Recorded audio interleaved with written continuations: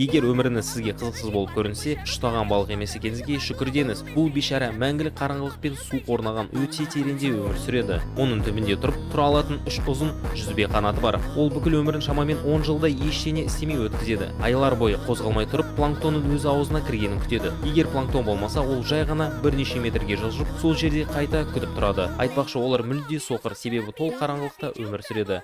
Бейнеролик ұнаса лайк басып, парақшаға тіркеліңіз. Егер өміріңіз сізге қызықсыз болып көрінсе, ұштаған балық емес екеніңізге шүкір деңіз. Бұл бейшара мәңгілік қараңғылық пен су қорнаған өте тереңде өмір сүреді. Оның түбінде тұрып тұра алатын үш ұзын жүзбе қанаты бар. Ол бүкіл өмірін шамамен 10 жылда ештеңе істемей өткізеді. Айлар бойы қозғалмай тұрып, планктонның өз аузына кіргенін күтеді. Егер планктон болмаса, ол жай ғана бірнеше метрге жылжып, сол жерде қайта күтіп тұрады. Айтпақшы, олар мүлде соқыр, себебі толық қараңғылықта өмір сүреді. Бейнеролик ұнаса лайк басып, парақшаға тіркеліңіз.